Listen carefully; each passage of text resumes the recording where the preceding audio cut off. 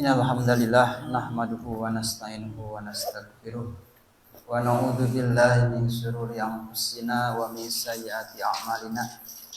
May yahdihillahu fala mudilla lahu wa may yudlil fala hadiyalah. Wa asyhadu an la ilaha illallah wahdahu la syarika lah wa asyhadu anna Muhammadan abduhu wa rasuluhu alladzi la nabiyya ba'dahu. Udah di Waqala Allah Ta'ala fi kitabil karim a'udzu billahi minasy syaithanir rajim. pasnya ke Satesa. Oh iya. Ya, Turun, Pak. Udah dulu muttaqin. Sudah. Hadirin rahimakumullah.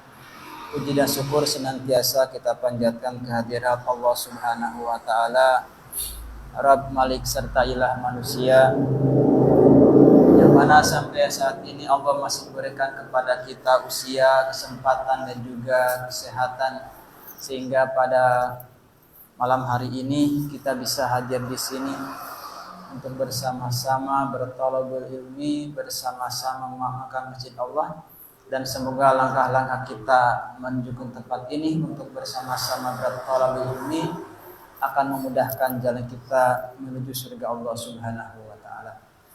Sebagaimana sabda Rasulullah SAW, "Man salaka tariqan yaltamisu fihi ilman, sahalallahu lahu bihi tariqan ilal jannah." Barang siapa yang menempuh jalan, meniti jalan menuju ke tempat ilmu untuk mencari ilmu, bertalab ilmu, maka Allah akan memudahkan jalannya masuk ke dalam surga. Dan semoga kita semua termasuk orang-orang yang dimudahkan untuk masuk ke dalam surga Allah Subhanahu wa taala. Hadirin rahimakumullah, sebagaimana kita ketahui bahwa di dalam Islam yang namanya iman, yang namanya keyakinan itu adalah bagaikan pondasi dalam sebuah bangunan. Ini adalah inti daripada Islam, dasar daripada Islam. Maka yang namanya keyakinan, yang namanya keimanan, itu adalah hal yang sangat fundamental yang menjadi pondasi di mana kita di sana berpijak, di mana kita di sana beribadah, di mana kita di sana beramal saleh. Itu adalah berdasarkan keyakinan, berdasarkan keimanan. Karena kalau tanpa iman, tanpa sebuah keyakinan, mana mungkin orang itu akan mau capek-capek beribadah, capek-capek sholat, lapar-lapar saum, jauh-jauh ke Mekah untuk ibadah haji, kalau tidak ada dasar keimanan, keyakinan kepada apa yang dijalankan. Apapun yang kita lakukan, maka ketika kita mendasarinya dengan keyakinan, keimanan, maka itu akan langgeng istiqomah selama keimanan itu ada dalam diri.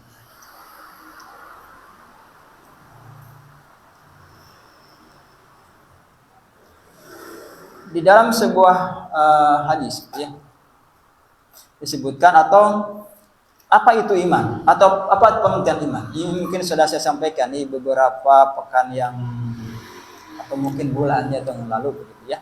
Bahwa apa itu iman? Apa itu sebuah iman? Apa itu pengertian iman? Al-imanu fil lughah, iman secara bahasa adalah at-tasdiqu bil qalbi, yaitu membenarkan atau meyakini suatu dengan hati, itu adalah iman ya. Kemudian wa fi syar'i, dalam pengertian syariat, iman itu adalah tasdiqur rasuli bima jaa bihi an rabbih. Menurut istilah iman itu ialah membenarkan apa-apa yang disampaikan oleh Rasul dari Rabb-nya, itu adalah iman.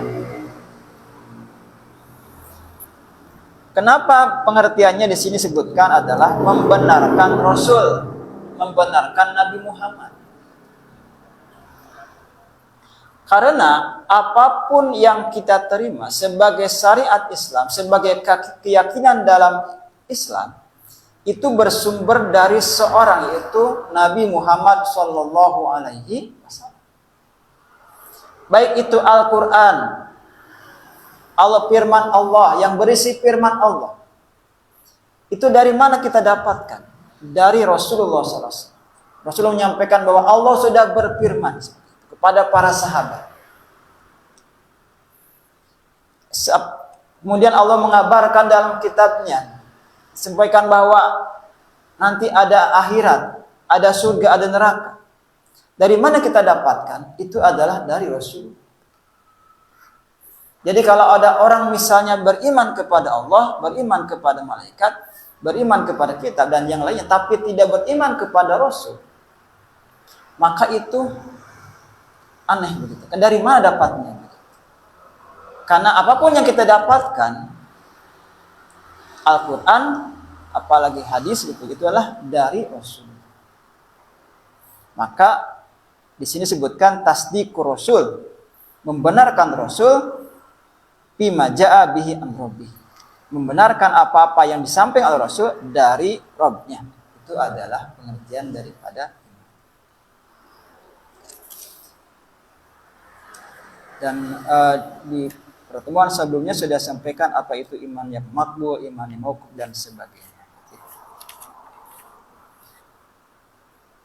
Dan dalam sebuah hadis ya, ketika kita memahami tentang rukun iman, adalah hadis yang sangat populer ya, yang ada dalam kitabnya hadis Arba'in, hadis yang kedua, sebutkan bahwa datang seorang malaikat yang menjelma sebagai laki-laki yang bertanya kepada Rasulullah, "Akhbirni anil Islam, akhbirni anil iman, akhbirni anil ihsan, akhbirni anil sa'ah," dan sebagainya. Maka ketika menjawab, ketika mendapat pertanyaan tentang iman, "Akhbirni anil iman," Rasul menjawab, "Antu'mina billahi wa malaikatihi wa kutubihi wa rusulihi wa yaumil akhir wa tu'mina bil qadri wa khairihi wa syarrihi." Yang mana kita kenal sama sekarang adalah sebut dengan arkanul iman atau rukun-rukun iman. Nah, yang pertama adalah iman kepada Allah, untuk minabillah. Lalu apa itu makna daripada beriman kepada Allah? Apa sih makna beriman kepada Allah? Dan sebelumnya sudah sampaikan bahwa iman itu adalah, ada sebuah pengertian disebutkan bahwa iman itu adalah iqrar bil lisan wa i'tiqadu bil qalb wa amal bil aqdar. Atau iman itu adalah iqrar bil lisan wa amal bil arkan wa i'tiqadu bil janan. Iman itu ialah mengikrarkan dengan lisan, mengamalkan dengan anggota badan, dan meyakini dengan hati. Jadi hati, lisan, dan perbuatan itu menjadi kesatuan dalam meyakini sebuah keimanan. Itu ada. Lalu apa itu iman kepada Allah? Para ulama mendefinisikan ini dalam Minhajul Muslim, sebutkan bahwa salah satu pengertian iman adalah antu'mina billahi ta'ala bimakna annaka tusaddiqu biwujudi rabbi tabaraka wa ta'ala wa annahu azza wa jalla fatirus samawati wal ard alimul ghaibi was sahadah rabbu kulli syai'in wa malikuhu la ilaha illa huwa wa la rabba ghairuhu wa annahu azza wa ala mausufun bi kulli kamalin munazzahun an kulli nuqsan. Iman kepada Allah artinya adalah membenarkan adanya Allah, Rabb yang maha agung, yang maha tinggi, dan sungguhnya Allah yang maha gagah, maha mulia, pencipta langit dan bumi, mengetahui yang gaib dan yang nyata, pemelihara setiap sesuatu dan pemiliknya. Tiada yang wajib disembah kecuali Dia, dan tidak ada Tuhan selainnya, dan sungguhnya Allah yang maha mulia dan maha tinggi, tersifati oleh setiap kesempurnaan, bersih dari setiap kekurangan.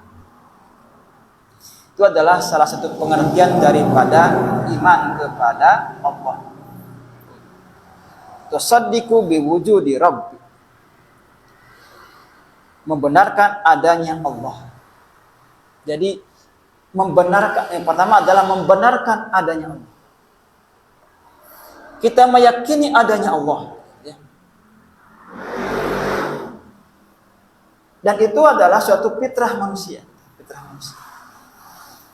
Yang membenarkan ada sesuatu yang maha kuasa, maha segalanya, yang menguasai dirinya, yang menguasai alam ini. Itu sudah jadi fitrah manusia. Ada sebuah kejadian ketika di negeri Tiongkok, Cina gitu ya. Ada ketika di seorang tokoh dari Indonesia kita datang ke sana, kemudian di sana kan negara yang komunis ya, tidak mengakui adanya Tuhan. Kemudian di sebuah lift bareng dengan seorang dari Indonesia yang Muslim. Kemudian dalam sebuah lift ternyata liftnya tuh macet, tiba-tiba berhenti dan mereka mulai panik, orang-orang di sana panik dan di dalam masjid panik. Dan ketika orang yang di Tiongkok itu panik, maka mereka seperti melakukan doa. Ketika ditanya oleh orang Indonesia, kamu berdoa kepada siapa? Bingung. Nah siapa? Maka mereka tidak mengakui adanya Tuhan. Ini menjadi sebuah tanda bahwa yang namanya keyakinan kepada Yang Maha Kuasa, maka itu adalah satu fitrah manusia yang tidak bisa dihilangkan. Maka keyakinan kepada Rabb, kepada penguasa langit dan bumi dan segalanya, itu adalah fitrah manusia. Seorang dalam hatinya pasti meyakini bahwa di luar dirinya ada satu hal yang maha kuasa yang menguasai diri. Jadi tusaddiqu biwujudi Rabbi. Kita meyakini membenarkan adanya Allah Tabaraka wa ta'ala yang maha agung, yang maha tinggi, maha gagah, maha mulia dan sebagainya. Fatirus samawati wal ardh, pencipta langit dan bumi, yang mengetahui yang gaib dan yang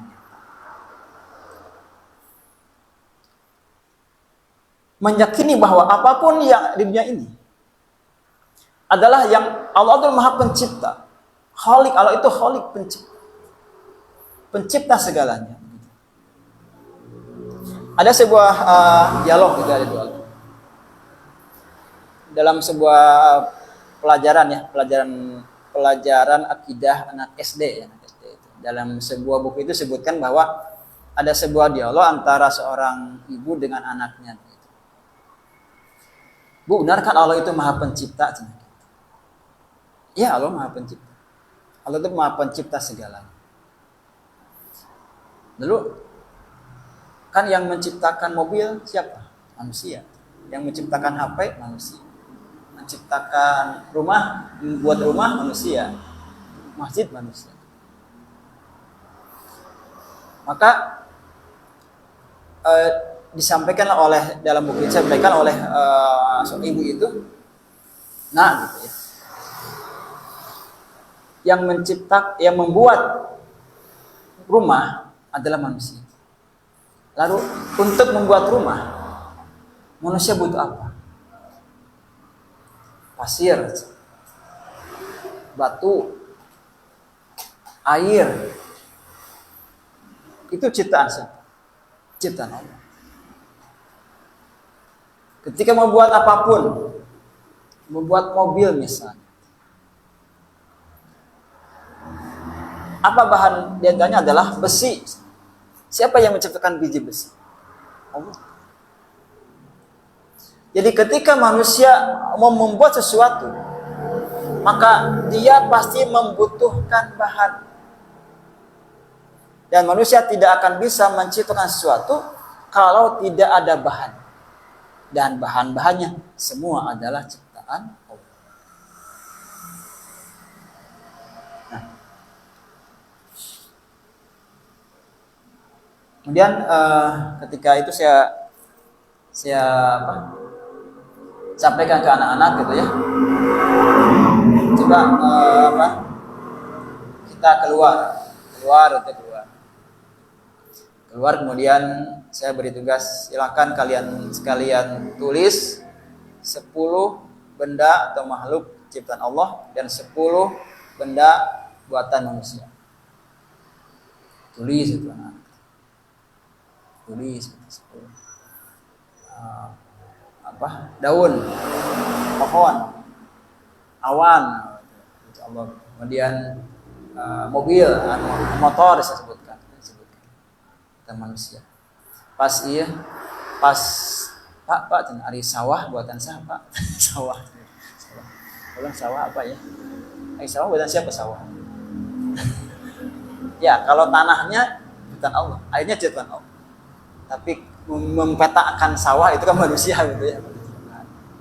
Artinya bahwa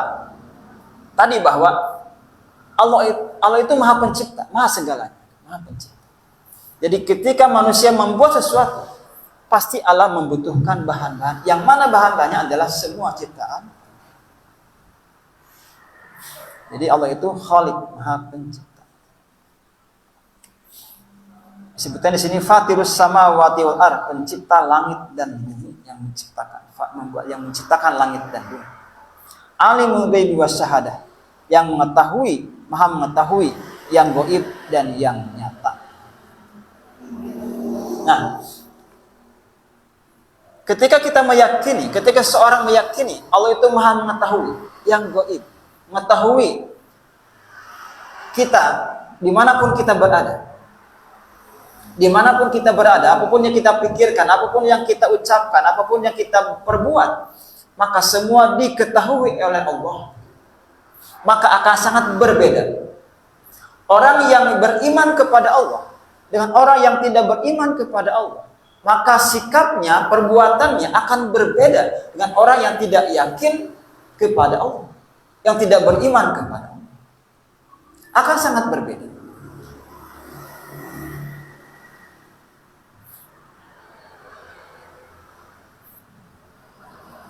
Ada sebuah kisah gitu ya, disebutkan bahwa dalam sebuah pesantren ada seorang ustadz, seorang syekh gitu ya, seorang ustadz yang memiliki banyak murid-murid,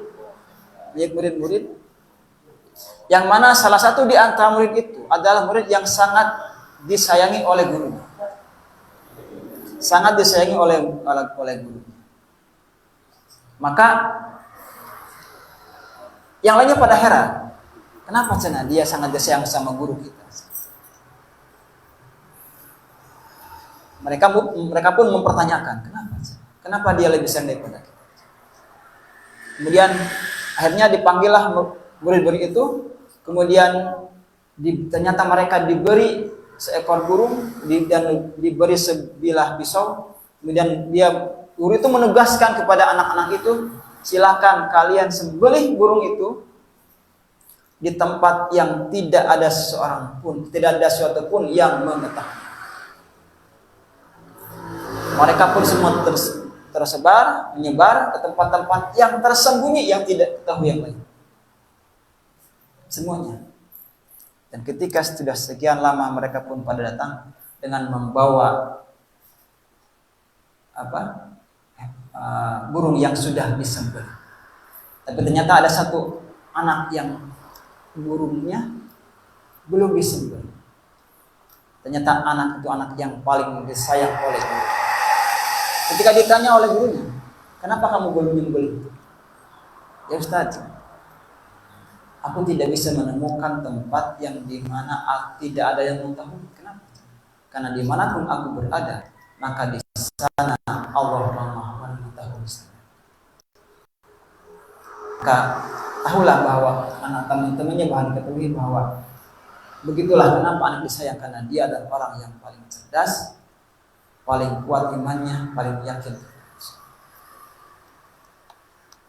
Jadi dimanapun kita berada, maka kita yakin bahwa Allah itu Maha mengetahui, Maha menyertai kita. Maka disebut dengan muraqabah. Dimanapun kita berada, yakin bahwa Allah menyertai kita.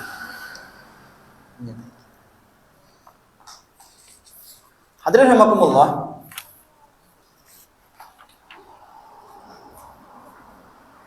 Kemudian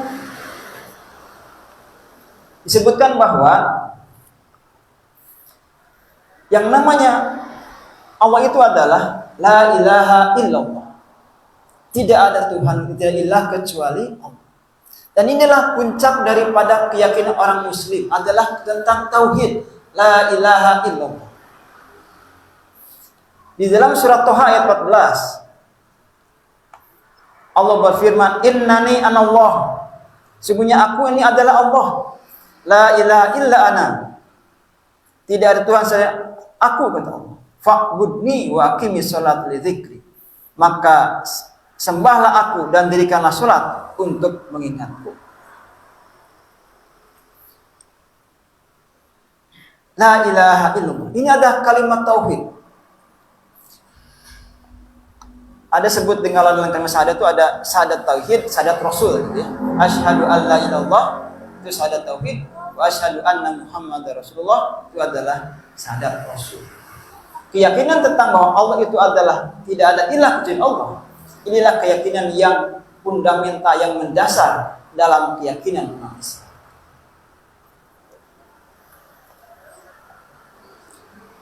Sebagaimana di surat Al-Ikhlas disebutkan bahwa qul huwallahu ahad, Allahus samad, lam yalid wa lam yulad wa lam yakul lahu kufuwan ahad.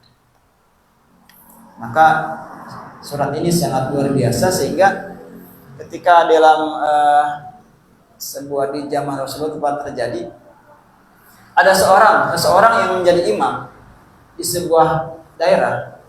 Kemudian imam itu adalah senantiasa dalam sholatnya selalu membaca surat Al-Ikhlas, selalu membaca surat Qul huwallahu ahad. Baik itu dengan bacaan itu saja, surat itu saja, ataupun dengan surat yang lain. Dan ketika Rasulullah datang, kemudian diadukan orang itu, ya orang ini selalu membaca surat Al-Ikhlas, Qul huwallahu ahad. Baik membaca surat itu saja, ataupun dengan membaca surat yang lain. Ketika ditanyakan kepada dia, kenapa kamu sudah begitu?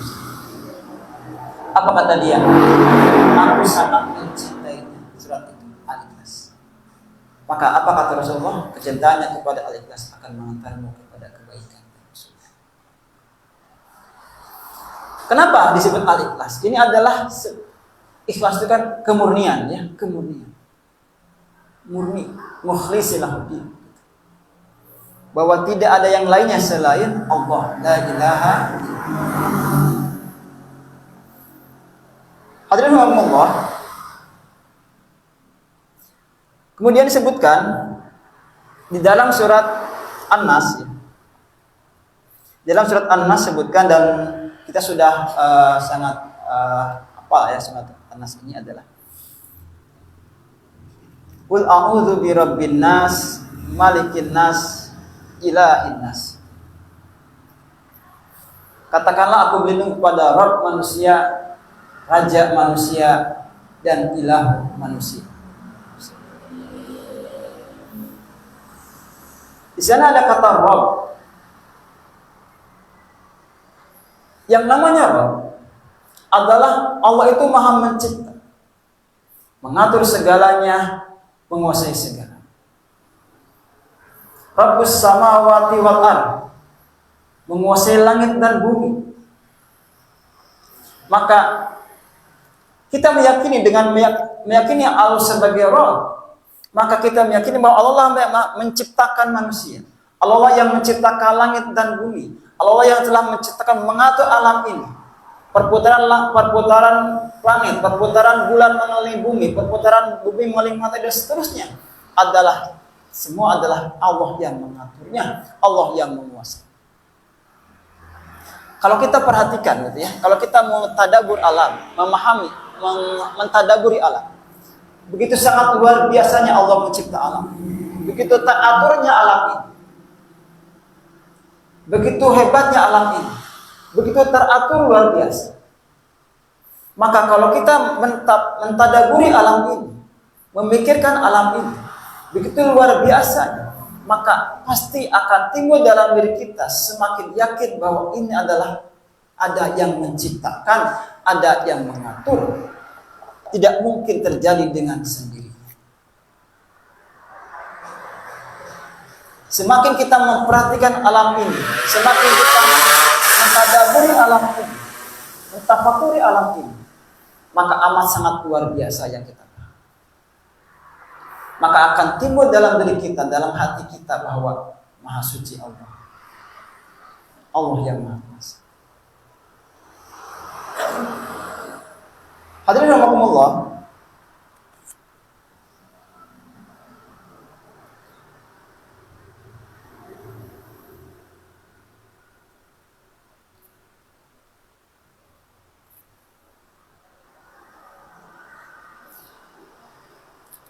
Surat An-Nas ataupun surat Al-Ikhlas adalah satu di antara atau beberapa surat yang menerangkan tentang tauhid, tentang keyakinan, tentang keimanan kepada Allah. Dan ini adalah inti daripada dakwah para nabi dan rasul. Apapun yang semua rasul menyampaikan yang sama. Itu apa? Untuk beriman, beribadah kepada Allah. Itu inti daripada semua misi para nabi dan rasul. Sebagaimana di surat An-Nahl ayat 36, Allah berfirman, "Walaqad ba'atsna fi kulli ummatin rasulan an ibudullaha wajtanibut taghut." Walaqad dan sungguh ba'atsna kami telah utus fi kulli ummatin kepada setiap umat rasulan, orang rasul. Untuk apa? Ani'budullaha wajtanibut taghut. Untuk beribadah, mengabdi kepada Allah dan menjauhi setan. Jadi apapun yang disampaikan oleh Nabi, syariatnya mungkin berbeda-beda, salat mungkin berbeda-beda, tapi dalam misinya sama. Itu adalah tauhid, keimanan kepada Allah. La ilaha illallah.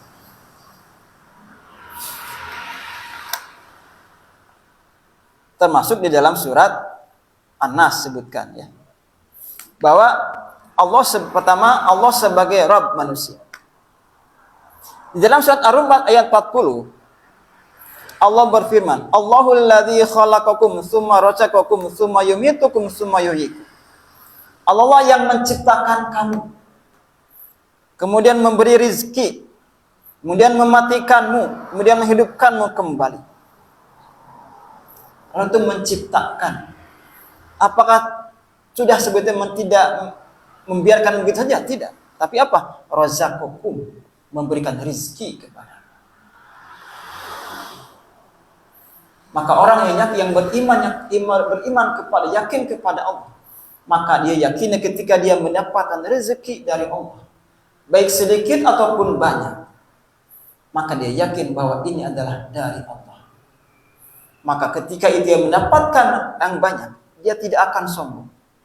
Dan ketika dia belum mendapatkan atau sedikit yang dia dapatkan, maka dia tidak akan bersedih. Kenapa? Karena dia yakin Allah yang Maha memberi rezeki.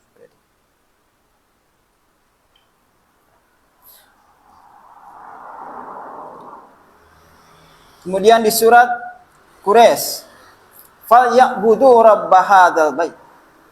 Maka hendaklah mereka menyembah Tuhan pemilik rumah ini, Ka'bah.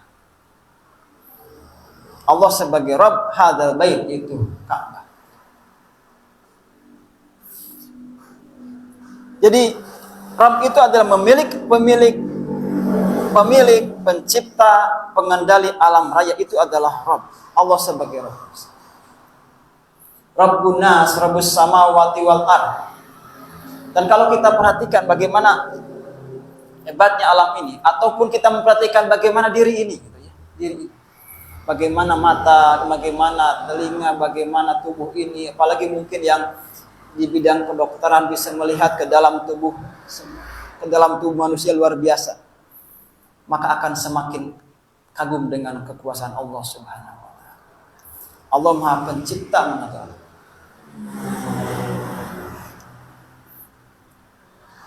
Kemudian berikutnya adalah Malikin Nas. Allah sebagai raja manusia.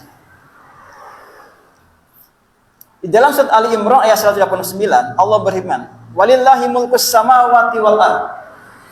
Dan kepunyaan Allah lah, mulkus samawati wal ard. Kerajaan langit dan bumi.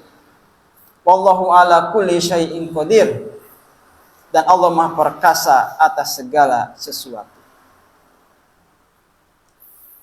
Walillahi mulkus sama, dan kepunyaan Allah lah kerajaan langit dan bumi. Maka Allah adalah sebagai raja, pemilik, sebagai raja, penguasa. Maka mengakui Allah sebagai Malikin Nas adalah yakin bahwanya Allah saja yang raja atau penguasa yang sesungguhnya. Penguasa yang paling berhak menentukan aturan hidup. Raja yang mempunyai aturan yaitu Al-Quran sebagai firman-Nya dan As-Sunnah sebagai penjelasannya. Maka ketika kita yakin Allah sebagai Malikin Nas, maka kita harus tunduk dan patuh kepada aturan Allah. Apapun Allah perintahkan kepada kita. Ketika Allah memerintahkan kepada kita sholat, maka kita melaksanakan sholat. Ketika Allah memerintahkan kepada kita saum, maka kita melaksanakan saum. Kemudian ketika Allah memerintahkan kita mengatur rumah tangga kita dengan aturan Allah, kita pun mentaati. Ketika Allah memerintahkan kita untuk mengatur masyarakat dengan aturan Allah, kita pun mentaati. Ketika Allah menyuruh kita mengatur masyarakat dan sebagainya dan negara sebagainya dengan aturan Allah, maka kita pun taat dan patuh kepada Allah.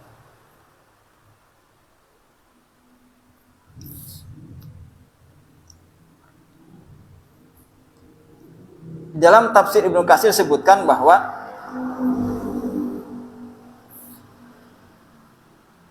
menjelaskan tafsir An-Nas, Ibnu Katsir menyebutkan bahwa ketiga ayat ini adalah sebagian dari sifat-sifat Allah, yaitu rububiyah, mulk, dan uluhiyah. Dia adalah Tuhan yang segala sesuatu, yang merajai segala sesuatu, dan yang disembah oleh segala sesuatu. Maka segala sesuatu adalah makhluknya, miliknya, dan hambanya. Itu dalam tafsir Ibnu Katsir. Ya. Dan juga disebutkan bahwa di dalam tafsir Al-Wajid, saya Profesor Dr. Wahbah Al-Juhaili menyebutkan bahwa zat yang maha merajai manusia, Malikin Nas, zat yang maha merajai manusia sebagai raja sepenuhnya, hakim dan pengatur urusan-urusan mereka. Jadi yang berhak mengatur diri kita, mengatur rumah tangga kita, mengatur masyarakat, mengatur negara, mengatur dunia adalah aturan Allah Subhanahu wa Ta'ala. Karena Allah adalah sebagai Malikin Nas, Malik samawati wal ardh, penguasa raja langit.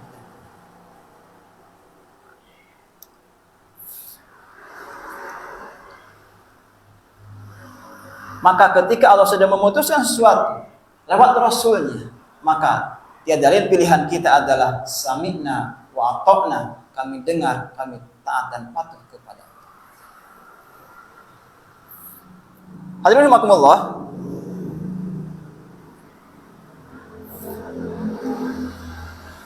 kemudian berikutnya adalah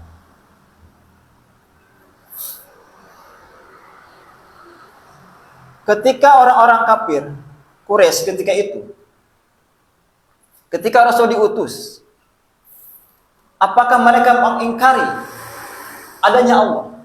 Apakah mereka tidak meyakini adanya Allah? Apakah mereka meyakini bahwa yang menciptakan langit, bumi adalah sembahan-sembahan mereka? Apakah mereka meyakini bahwa yang menciptakan langit, bumi adalah Lata, Uzza, Manat, Hubal, berhala-berhala mereka? Ternyata tidak. Disebutkan di surat Al-Ankabut, Allah berfirman, "Wala in sa'atahum man khalaqas samawati wal ard wa sahara samsa wal qamar la yaquluna Allah."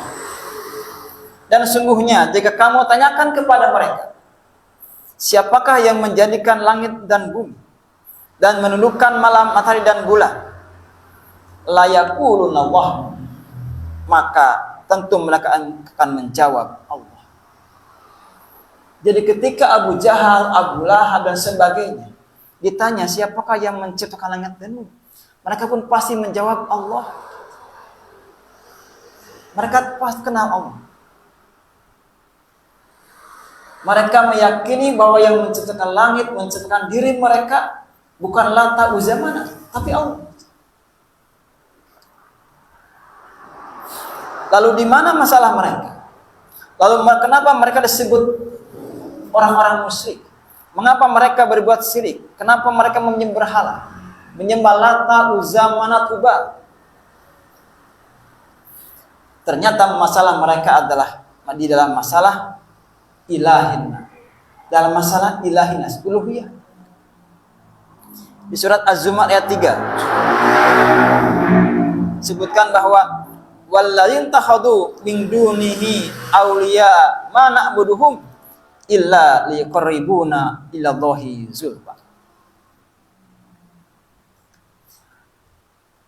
Dan orang-orang yang mengambil pelindung selain Allah, yaitu orang-orang kafir Quraisy ketika itu, mengatakan bahwa mana na'buduhum, kami tidak menyembah mereka, kami tidak menyembah berhala-berhala itu, kami tidak menyembah Lata, Uzza, Manat, Hubal, kecuali illa liqarribuna ilallahi zulfa, kecuali agar berhala-berhala itu mendekatkan kami kepada Allah sedekat-dekatnya.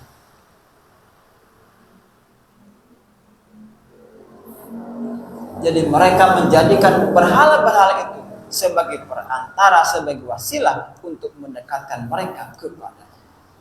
Dan itulah syirik. Mereka lah orang-orang musyrik.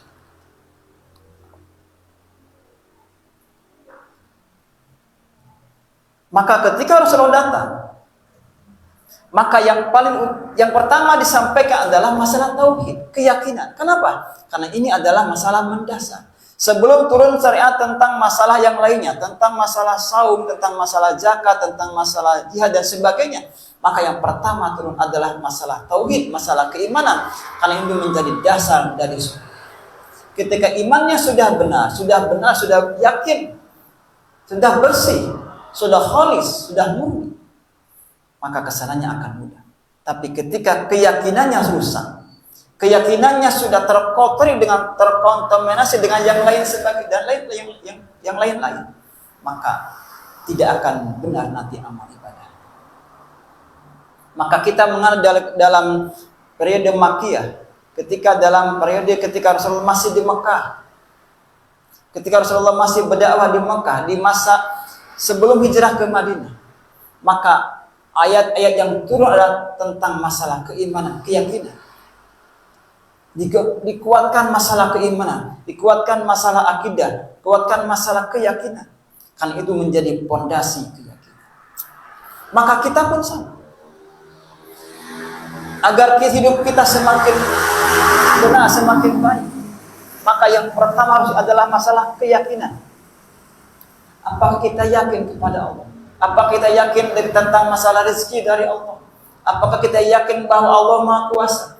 Apakah kita yakin Allah akan menolong perjuangan kita? Apakah kita yakin Allah Maha Pengasih, Maha Penyayang? Maka ketika orang itu beriman, yakin, maka apapun yang menimpa dirinya akan menjadi kebaikan. Rasulullah SAW pernah menyampaikan, ya. Jadi kata Rasulullah, orang beriman itu orang yang sangat menakjubkan, ajaib, kata Rasulullah. Orang beriman itu orang ajaib, menakjubkan, kata Rasulullah. Ajabali amril mukmin, kata Rasulullah. Sungguh menakjubkan, sungguh ajaib orang beriman itu. Kenapa dikatakan ajaib? Karena apapun yang menimpa dirinya, apapun yang dialami oleh orang beriman, maka semuanya akan jadi kebaikan. Apapun yang menimpa orang beriman, orang yang yakin, maka itu semuanya akan jadi kebaikan. Apapun itu.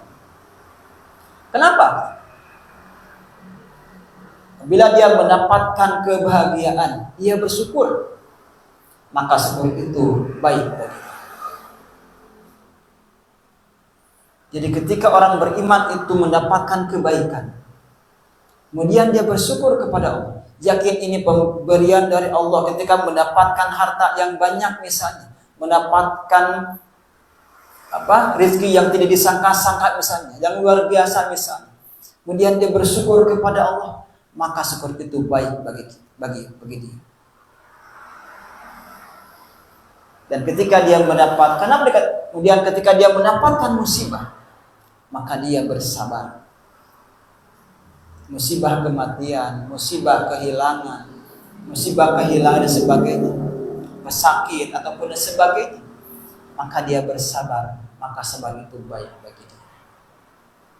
Jadi mengapa orang beriman dikatakan ajaib? Karena apapun yang menimpa orang beriman, maka jadi sebuah kebaikan.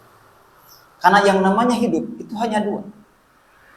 Lamun teu bahagia pasti kesedih. Lamun teu senang pasti kesusah. Hanya dua itu. Maka sikap yang diperlukan itu adalah dua. Sikap syukur dan sikap sabar. Dan tentu ini tidak mudah. Ya. Tentu tidak mudah kita bersyukur, tentu tidak mudah kita bersabar.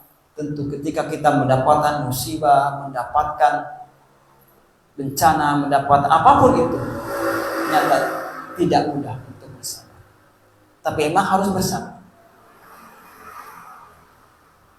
Bahkan Rasulullah mengatakan bahwa sabar itu adalah pada pukulan pertama. Sabar itu adalah pada pukulan pertama. Jadi ketika ada musibah, yang paling luar biasa adalah orang yang begitu musibah langsung dia sabar. Ada mungkin yang ketika musibah, wah, terus asa, baru beberapa hari kemudian dia mulai bersabar. Ada yang baru 1 hari baru bisa sabar, baru 3 hari baru bersabar. Tapi yang paling luar biasa adalah ketika dia mendapatkan musibah, langsung bersabar di awal ketika dia mendapatkan musibah.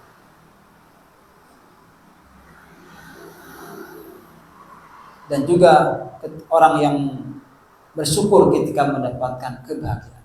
Jadi sabar dan syukur adalah menjadi ciri orang yang ajaib, yang menakjubkan. Orang beriman yang menakjubkan adalah orang yang ketika mendapatkan musibah dia bersabar, dan mendapatkan kebahagiaan dia bersyukur kepada Allah Subhanahu wa taala. Mudah-mudahan Allah Subhanahu wa taala memberikan kepada kita kekuatan keimanan, memberikan kepada kita kekuatan keyakinan, sehingga kita menjadi orang-orang beriman, orang-orang yang sabar dan bersyukur ketika mendapatkan apapun yang menimpa kepada kita, baik itu kebaikan ataupun keburukan dalam pandangan kita. Dan semoga Allah Subhanahu wa taala senantiasa menguatkan diri kita, menguatkan pondasi-pondasi iman kita, menguatkan keyakinan kita, sehingga kita menjadi orang yang senantiasa istiqomah dalam iman dan takwa kita kepada Allah Subhanahu wa taala. Yang benar datang dari Allah dan yang salah datang dari saya pribadi. Aku qouli hadza wa astaghfirullah li wa lakum. Assalamualaikum warahmatullahi wabarakatuh.